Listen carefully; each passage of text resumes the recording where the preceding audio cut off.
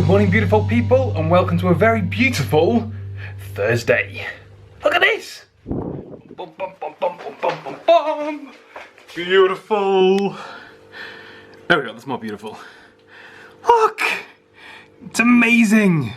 I was supposed to be meeting Jen today at lunchtime, but apparently she's got some sort of meeting, so I cannot meet her at lunchtime. So instead, I'm going to take the dog out for a... I'm not going to say because I'll get too excited, I'm not going yet. I'm going to have something to eat first because I'm starving. And why not make the most of this beautiful weather? Although, before, about an hour ago, it was almost completely blue skies, and now it's started to cloud over a little bit.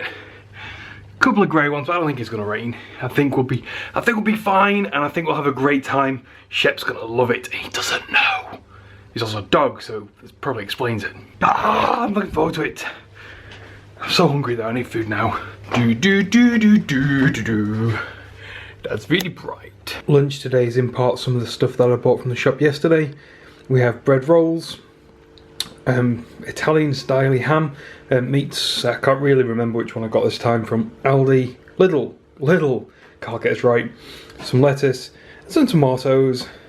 If you want to cut tomatoes so that the juice doesn't go everywhere, the trick is a really sharp blade, like really sharp. The biggest problem with tomatoes is that the skin can be so tough, particularly for a blunt knife, so you put a lot of pressure on to try and get through it, and you just end up squishing the tomato. So when you do it and piercing through, you just end up forcing the juice in pips and shit everywhere. So the sharper the knife, the better.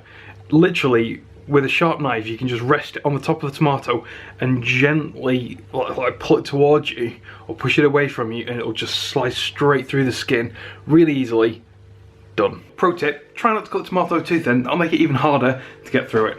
And there you have it, 2 lovely sandwiches. Now I can imagine some of you are complaining that the tomatoes are on the bottom and they'll make the bread all soggy, or that the order of the contents are just wrong. Well, first off, if you think I'm wrong, comments down below and tell me why you would do it a different way. But justification for me is the tomatoes, when you bite into a sandwich, they have a tendency to go everywhere no matter how nicely you cut them.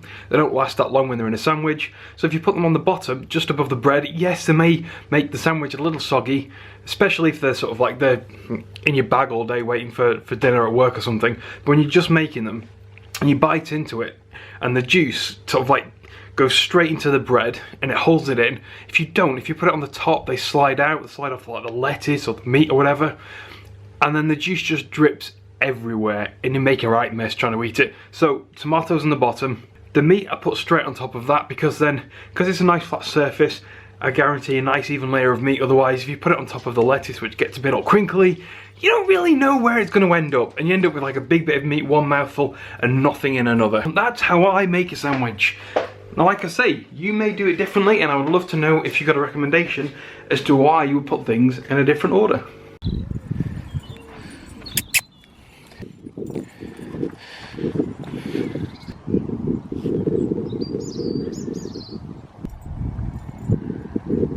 It's an awful lot more muddy on this field than I was expecting, and I've only got canvas shoes on. I don't know if you can see that. I've only got canvas shoes on, which means I can't go down there. I'm just going to get covered in mud. Really didn't think this through. I didn't think it'd been raining that much recently, but clearly I am wrong. If I stay up here, there's a bit more grass, less likely to get too wet and muddy. It's not the walk that I'd really planned. Come on, bud. I'll just have a bit of a saunter around here.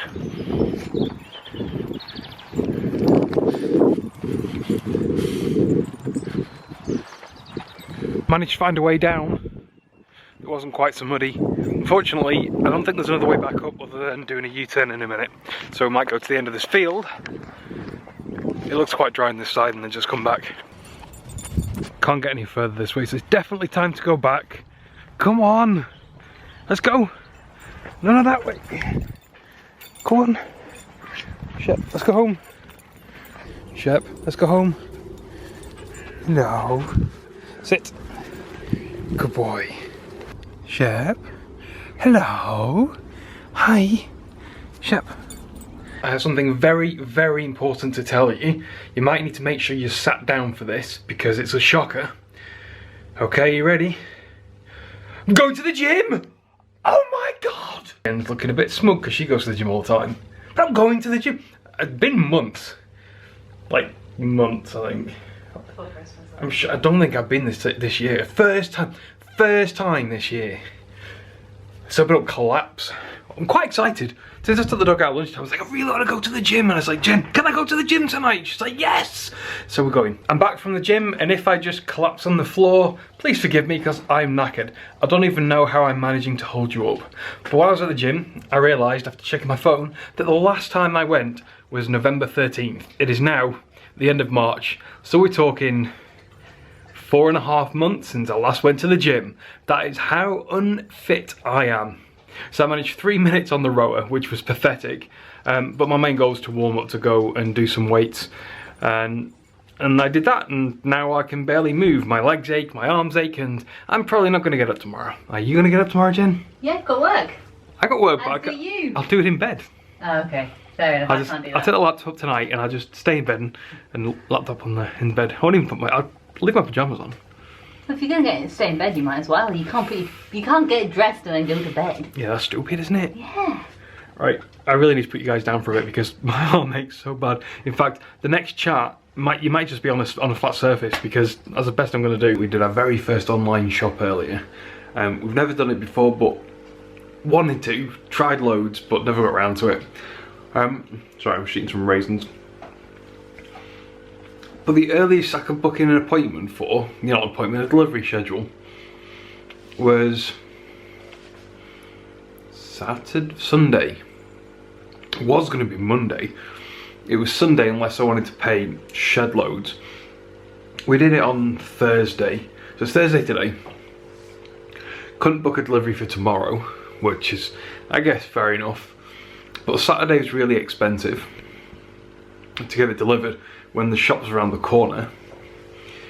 And then the earliest is like, for £1, I'm gonna get it delivered on Sunday, about 10 o'clock. Which is all well and good. But what do I eat between now and then? Friday, Saturday, most Sundays. It's like only 3 days worth of stuff I have in the house. So in order to benefit from online shopping, I've got to go to the shop that I'm getting my online shopping from to tide me over until I get my online shopping. At the moment, I'm not sure this online shopping malarkey is worth the hassle. They're really good. Flame raisins. After my trip to the gym and I've had time to relax, I'm not aching too much anymore, but I'm dreading tomorrow morning when I go to bed and I'm just gonna wake up and I'm gonna be like, I don't wanna move. But in order to do that, I need to go to bed. So, good night guys, we'll see you tomorrow. I'll see you tomorrow. No, you'll see me tomorrow. Chat with me, comments down below. And then it's kind of like we've seen each other. It's awesome, I really like it. She made it beachy. Do you know what that means, Chris? What does beachy mean? Kind of like backcombing. She kind of pinched it and then pushed her fingers up to make the curls beachy. Or messy.